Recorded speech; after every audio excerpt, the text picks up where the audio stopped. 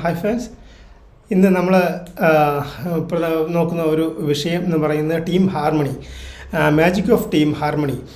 നമ്മളൊരു ടീമിനകത്ത് ഉള്ള പരസ്പര ധാരണയും അതിലൂടെ നമുക്ക് കിട്ടുന്ന പ്രയോജനവുമാണ് ഇന്നത്തെ വിഷയം. അതിൽ 5 പ്രധാന പോയിൻറ്റുകളാണ് നമ്മൾ പറയുന്നത്.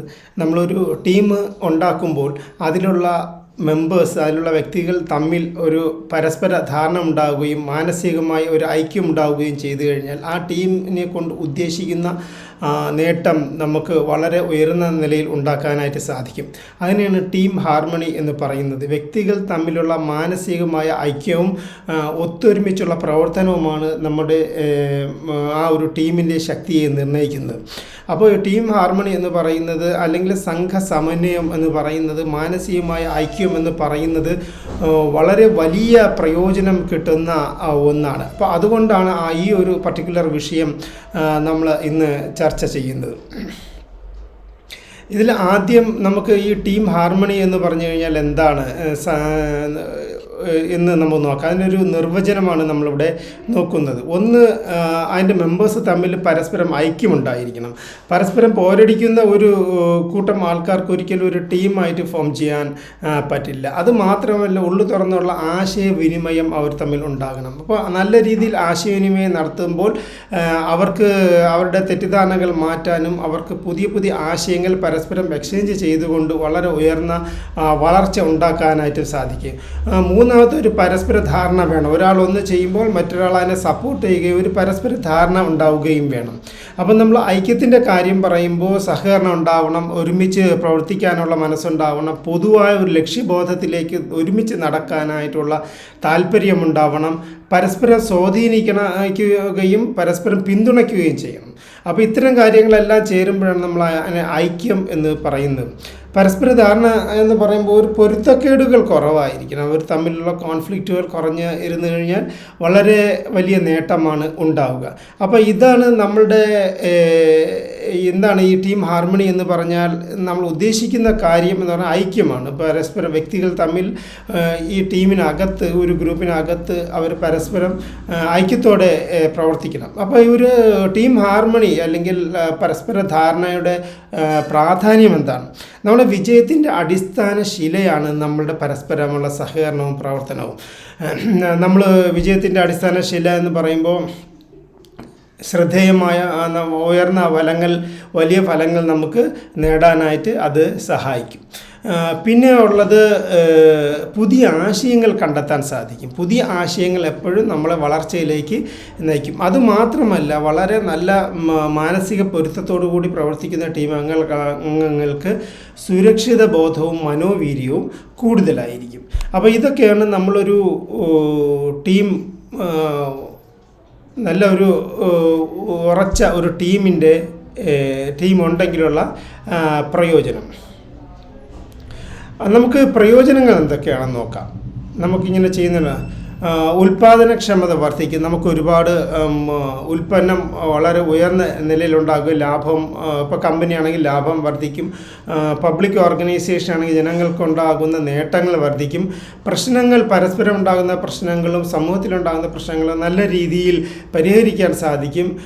മെച്ചപ്പെട്ട സഹകരണം പരസ്പരം ഉണ്ടാകും. ആശയവിനിമയം വളരെ ഉയർന്നതായിരിക്കും. ഇതൊക്കെയാണ് പ്രയോജനങ്ങൾ എന്ന് പറയുന്നത്.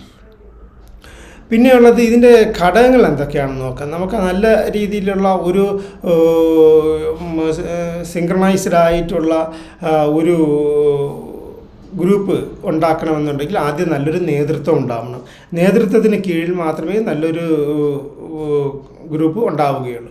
പിന്നെ ആശയവിനിമയം നല്ല രീതിയിൽ വർദ്ധിപ്പിക്കണം. നല്ല രീതിയിൽ അവർ കമ്മ്യൂണിക്കേറ്റ് ചെയ്യണം. ആരും ഉള്ളിൽ പിടിച്ചു വെച്ച് സംസാരിക്കാൻ പാടില്ല. അപ്പോൾ അവർ നല്ല രീതിയിൽ ആശയവിനിമയം നടത്തണം.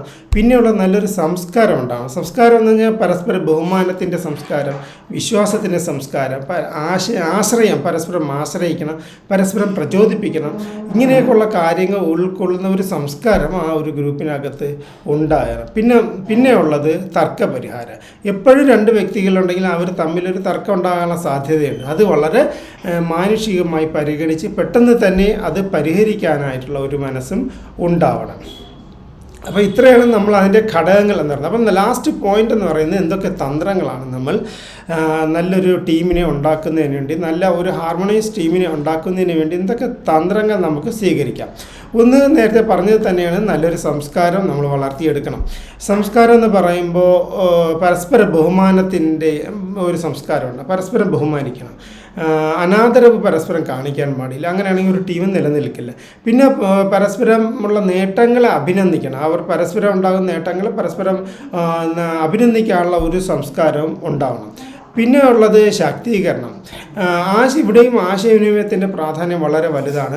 ഒരാൾ മറ്റൊരാളെ സപ്പോർട്ട് ചെയ്യുകയും അവർക്ക് നല്ല രീതിയിൽ ആശയവിനിമയം നടത്തി അവർക്കുള്ള സഹായങ്ങൾ ചെയ്തു കൊടുക്കുകയും ചെയ്യുക.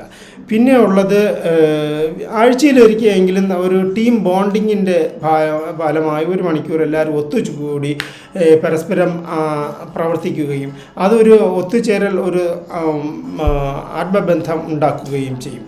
പിന്നെ ഉള്ളത് വികസനമാണ്. അപ്പോൾ എല്ലാവർക്കും മാനസികമായും ഇൻ്റലക്ച്വലും ബൗദ്ധികവുമായിട്ടുള്ള വളർച്ച ആഗ്രഹിക്കുന്നവരാണ്. അപ്പോൾ ഈ ഒരു ഗ്രൂപ്പിനകത്ത് അതിനുള്ള ഒരു സൗകര്യം ഉണ്ടെങ്കിൽ മാത്രമേ ആൾക്കാർ ഇതിൽ നിലനിൽക്കുകയുള്ളൂ. അപ്പോൾ ഒരു പ്രൊഫഷണൽ വികസനത്തിന് വേണ്ടിയുള്ള ട്രെയിനിങ്ങുകൾ, വർക്ക്ഷോപ്പുകൾ, സെമിനാറുകൾ അങ്ങനെയുള്ളതെല്ലാം സംഘടിപ്പിച്ചുകൊണ്ട് കൂടുതൽ ആൾക്കാർക്ക് വളർച്ചയ്ക്കുള്ള ഒരു സാഹചര്യം കൂടെ ഉണ്ടാകണം. ഇത്രയും കാര്യങ്ങളാണ് നമ്മൾ ഒരു നല്ലൊരു ഹാർമോണൈസ് ടീമിനെ ഉണ്ടാക്കുന്നതിന് വേണ്ടി നാം സ്വീകരിക്കേണ്ട തന്ത്രങ്ങൾ. അപ്പോൾ നമ്മൾ ഈ ഒരു വീഡിയോയിൽ പറഞ്ഞത് നമുക്കൊരു കൺക്ലൂഷനായിട്ട് പറയാൻ പറ്റുന്നത്, ഒരു ഹാർമോണിയസ് ടീം, ഒരു നല്ലൊരു സംഘശക്തി ഉള്ള ഒരു ടീമിനെ അല്ലെങ്കിൽ ഒരു ഗ്രൂപ്പിനെ വാർത്തെടുക്കുന്നതിന് വേണ്ടി നാം എന്തൊക്കെ കാര്യങ്ങളാണ് നോക്കേണ്ടത് എന്നാണ് പറഞ്ഞത്. നമ്മൾ പറഞ്ഞു അതിലേറ്റവും പ്രധാനമായിട്ടും റിപ്പീറ്റഡായിട്ട് പറഞ്ഞ കാര്യം എന്ന് പറഞ്ഞാൽ കമ്മ്യൂണിക്കേഷൻ, ആശയവിനിമയമാണ്. പരസ്പരം ആശയവിനിമയം നടത്തി തെറ്റിദ്ധാരണകൾ മാറ്റി കോൺഫ്ലിക്റ്റ് ഇല്ലാത്ത ഒരു എൻവയോൺമെൻറ്റ് ഉണ്ടാക്കണം. പിന്നെ ഉള്ളതൊരു സംസ്കാരം ഉണ്ടാകണം.